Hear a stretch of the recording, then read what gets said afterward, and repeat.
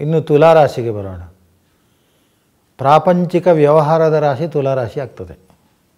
ತಕ್ಕಡಿ, ಅದರ ಚಿತ್ರವೇ ತಕ್ಕಡಿ. ಅಂದರೆ ನೈಸರ್ಗಿಕ ಲಗ್ನ ಮೇಷ, ಆ ಮೇಷದ ಸಪ್ತಮ ಸ್ಥಾನವು ತುಲಾ, ಇದು ಪ್ರಾಪಂಚಿಕ ವ್ಯವಹಾರದ ರಾಶಿ ಆಗ್ತದೆ.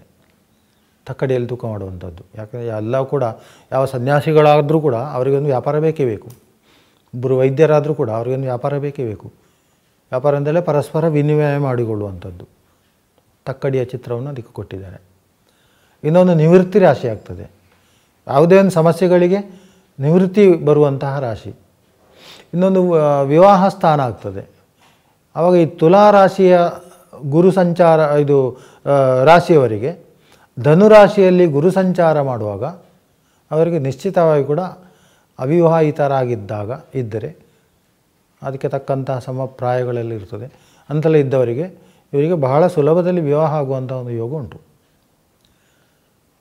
ಯಾಕೆ ಸುಲಭವಾಗಿ ಬಹಳ ಶೀಘ್ರವಾಗಿ ಆಗ್ತದೆ ಅಂತ ಹೇಳಿದರೆ, ತುಲಾರಾಶಿಗೆ ತೃತೀಯದಲ್ಲಿ ಶನಿ ಇರುವಂಥದ್ದು ಸೌಭಾಗ್ಯವನ್ನು ಕೊಡ್ತಾನೆ.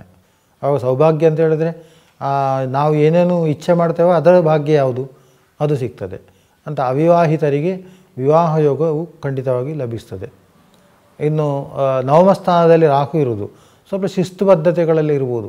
ಒಂದು ಹುಡುಗಿಯನ್ನು ನೋಡಲಿಕ್ಕೆ ಹೋಗುವ ಅಥವಾ ಒಂದು ಹುಡುಗಿಗೆ ಅದು ಮಿಸ್ಟೇಕ್ ಉಂಟು, ಇದು ತೊಂದರೆ ಉಂಟು, ಅದು ಸರಿ ಇಲ್ಲ, ಈ ರೀತಿಯ ಚಿಂತನೆಗಳು ಬರ್ಬೋದು. ಇನ್ನೊಂದು ಕಡೆ ತುಲಾರಾಶಿಗೆ ತೃತೀಯದಲ್ಲಿ ಗುರು ಇರುವಾಗ ಒಂದು ರೀತಿಯ ಭಯ, ಆತಂಕ.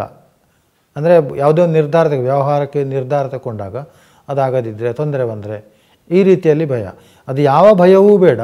ನಿಮಗೆ ಸಂಬಂಧಪಟ್ಟಂಥ ಉಪಾಸನೆಗಳನ್ನು ಹೇಳ್ತೇನೆ. ಆ ಉಪಾಸನೆಗಳನ್ನು ಮಾಡಿಕೊಂಡು ಹೋಗಿ ಖಂಡಿತವಾಗಿ ಕೂಡ ಇಲ್ಲಿ ವಿವಾಹಾದಿ ಮಂಗಲ ಕಾರ್ಯಗಳು ನೆರವೇರ್ತದೆ. ವ್ಯವಹಾರಸ್ಥರಿಗೆ ವ್ಯವಹಾರದಲ್ಲಿ ಲಾಭಾದಿಗಳು ಸಿಗ್ತದೆ. ಇಂತಹ ಒಂದು ಒಳ್ಳೆಯ ಸ್ಥಿತಿಗಳು ಲಭಿಸುವಂಥದ್ದು ಈ ಅದು ಕೂಡ ಧನುರಾಶಿಯಲ್ಲಿ ಮೂಲ ತ್ರಿಕೋಣದಲ್ಲಿ ಗುರುವಿಗೆ ಬಲ ಜಾಸ್ತಿ. ಮೂಲ ತ್ರಿಕೋಣದಲ್ಲಿ ಸಂಚಾರ ಕಾಲದಲ್ಲಿ ಅವನು ಏನೇನು ಭಾಗ್ಯಗಳು ಬೇಕೋ ಅಲ್ಲಿ ಆ ಸ್ಥಾನಕ್ಕೆ ಸರಿಯಾಗಿ ಅದನ್ನು ಪ್ರಾಪ್ತಿಸಿಕೊಡ್ತಾನೆ. ಇನ್ನೊಂದು ವಿಚಾರ ಅಂತ ಹೇಳಿದರೆ, ತೃತೀಯ ಸಹೋದರ ಸ್ಥಾನವೂ ಹೌದು. ಆ ಸಹೋದರ ಸ್ಥಾನದಲ್ಲಿ ಮಿತ್ರಸ್ಥಾನ, ಸಹೋದರ ಸ್ಥಾನದಲ್ಲಿ ಬಹಳ ಹಿಂದೆ ಸಹೋದರರೊಳಗೆ ಜಗಳ ಆಗಿದ್ದಾಗ ಅಥವಾ ದೊಡ್ಡಪ್ಪ ಚಿಕ್ಕಪ್ಪ ಇಂಥದ್ದು ಕುಟುಂಬದಲ್ಲಿ ಆಗಿದ್ದಾಗ ಇದೊಂದು ಒಳ್ಳೆಯ ಆಪರ್ಚುನಿಟಿ. ಅದು ಅವರು ಸ್ವಲ್ಪ ಹತ್ತಿರ ಬರ್ತಾರೆ. ಹತ್ತಿರ ಬಂದದ್ದನ್ನು ಈ ಗುರು ಸಂಚಾರ ನಮಗೆ ಒಂದು ಇದಕ್ಕೆ ಬೇಕಾಗಿ ಒಂದು ಅವಕಾಶ ಮಾಡಿಕೊಟ್ಟಿದೆ ಅಂತ ಹೇಳಿಕೊಂಡು ನಿಮ್ಮಲ್ಲಿರುವಂಥ ಕೆಲವು ಇದು ಮಾನಸಿಕ ಸ್ಥಿತಿ ಖಿನ್ನತೆ ಇದೆ, ಅದನ್ನಲ್ಲಿ ಬಿಟ್ಟಾಕಿ ನೀವು ಅವರನ್ನು ಹತ್ತಿರ ಕರ್ಕೊಳ್ಬೋದು. ಮತ್ತು ಸಂಬಂಧಗಳು ವೃದ್ಧಿಯಾಗುವಂತಹ ಒಂದು ಸೂಚನೆ. ಮನುಷ್ಯನಿಗೆ ತುಂಬ ಲಾಭಗಳು ಎಲ್ಲ ರೀತಿಯಲ್ಲಿ ಕೂಡ ಸೌಖ್ಯಗಳಾದಾಗಲೇ ಅಪರಾಧಗಳು ಕೂಡ ಆಗ್ತದೆ ಅಂತ. ಈ ತುಲಾರಾಶಿ ಜನಿತರಿಗೆ ಎಲ್ಲಿಯಾದರೂ ವೃಷಭದಲ್ಲಿ ಶನಿ ಇದ್ದ ಜಾತಕ ಆಗಿದ್ದಿದ್ದರೆ ಅಥವಾ ಕನ್ಯಾದಲ್ಲಿ ಶನಿ ಇದ್ದಂತಹ ಜಾತಕ ಏನಾದರೂ ಆಗಿದ್ದಿದ್ದರೆ ಇದು ತುಂಬ ತೊಂದರೆಗಳನ್ನು ಕೊಡ್ಬೋದು. ಬೇಕಾದಷ್ಟು ಸೌಲಭ್ಯಗಳು, ಹಣ ಎಲ್ಲ ಬರುವಾಗ ಮನುಷ್ಯನಲ್ಲಿ ಒಂದು ದುರ್ಬುದ್ಧಿ ಉಂಟಾಗ್ತದೆ ಅಭಿವೃದ್ಧಿಯ ವಿಚಾರದಲ್ಲಿ. ನಾನು ಇನ್ನೂ ಬೆಳಿಬೇಕು, ಇನ್ನೇನೋ ಮಾಡಬೇಕು, ಒಂದಷ್ಟು ಭೂಮಿಯನ್ನು ಖರೀದಿ ಮಾಡುವಂಥದ್ದು, ಇಂಥದ್ದೆಲ್ಲ ಆಸೆಗಳಿರ್ತದೆ. ಆದರೆ ಈ ಒಂದು ವರ್ಷದಲ್ಲಿ ಇಂಥ ಸ್ಥಿತಿ ಇರುವಂತಹ ಜಾತಕದವರು ಈ ಒಂದು ವರ್ಷದಲ್ಲಿ ಯಾವುದಕ್ಕೂ ಕೈ ಹಾಕಬೇಡಿ. ಕೈ ಹಾಕಿದರೆ ನಿಶ್ಚಿತವಾಗಿ ಕೂಡ ನೀವು ತೊಂದರೆಗಳಿಗಾಗ್ತೀರಿ. ಯಾರೋ ನಿಮ್ಮ ಮಿತ್ರರಿರ್ಬೋದು, ಅವರಿಗೆ ಚೆಕ್ ಕೊಡುವಂಥದ್ದು ಇರ್ಬೋದು, ಅಥವಾ ಬ್ಯಾಂಕ್ನಲ್ಲಿ ಹೋಗಿ ಒಂದು ಶ್ಯೂರಿಟಿ ಕೊಡುವಂಥದ್ದು ಇರ್ಬೋದು. ಇಂಥದ್ದೆಲ್ಲ ಅವರು ಮೋಸ ಮಾಡ್ತಾರೆ ಅಂತ ನಾನು ಹೇಳೋದಲ್ಲ.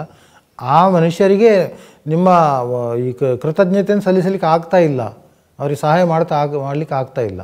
ಆವಾಗ ಇದನ್ನು ಸ್ವಯಂಕೃತ ಅಪರಾಧ, ನಾನೇ ಸಹ ಅಪರಾಧ ಮಾಡಿಕೊಂಡದ್ದು ಅಂತೇಳಿ ಆಗ್ತದೆ. ಇಂಥವರೆಲ್ಲ ವಿಶೇಷವಾಗಿ ಈ ಋಣ ಪರಿಹಾರಗಳು, ಆಮೇಲೆ ಅವಮಾನ ಇತ್ಯಾದಿಗಳು ಇಂಥ ಪರಿಹಾರಕ್ಕಾಗಿ ಶನಿ ದೇವಸ್ಥಾನ. ಯಾವ ಶನಿ ದೇವಸ್ಥಾನ? ಪುರಾತನ ಇರುವಂತಹ ಶನಿ ದೇವಸ್ಥಾನ.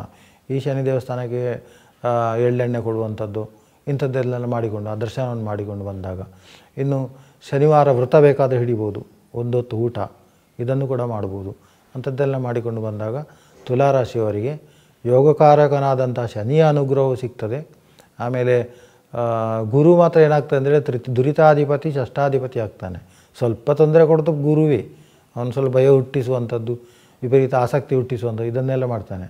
ಆವಾಗ ಗುರುವಿಗೆ ಬೇಕಾಗಿ ರುದ್ರದೇವರನ್ನು ಆರಾಧನೆ ಮಾಡುವಂಥದ್ದು, ರುದ್ರದೇವರ ಸೇವನೆಯನ್ನು ಮಾಡೋದು, ಅವನ ಅಲಂಕಾರ ಪೂಜೆಗಳನ್ನು ನೋಡಿ ತೃಪ್ತರಾಗುವುದು. ಇದನ್ನೆಲ್ಲ ಮಾಡಿಕೊಂಡು ಬಂದಾಗ ನಿಮ್ಮೊಳಗಿರುವಂಥ ದುರ್ಬುದ್ಧಿಗಳು ಡೈವರ್ಟ್ ಆಗಿಬಿಡ್ತದೆ.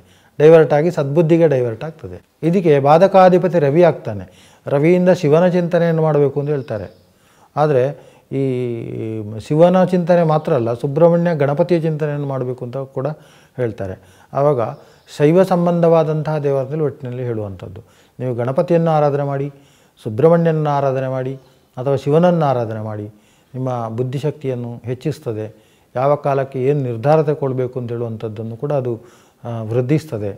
ಎರಡನೇದಾಗಿ ಪಂಚಮಾಧಿಪತಿ ಶನಿಯಾಗಿರುವಾಗ ಇಲ್ಲಿ ಬೇರೆ ಮಾತೇ ಇಲ್ಲ, ಶೈವ ಸಂಬಂಧವಾದಂತಹ ದೇವರನ್ನು ಆರಾಧನೆ ಮಾಡಬೇಕು. ಲಗ್ನಾಧಿಪತಿ ಚಂದ್ರ ಲಗ್ನಾಧಿಪತಿ ಶುಕ್ರನೇ ಆಗಿರುವಾಗ ಪಾರ್ವತಿ ಸಹಿತವಾದಂತಹ ಈಶ್ವರ ದೇವರನ್ನು ಆರಾಧನೆ ಮಾಡಿಕೊಂಡು ಬಂದಲ್ಲಿ ನಿಮಗೆ ಈ ವಿಕಾರಿ ಸಂವತ್ಸರವು ಅತ್ಯಂತ ಶುಭದಾಯಕವಾಗಲಿದೆ.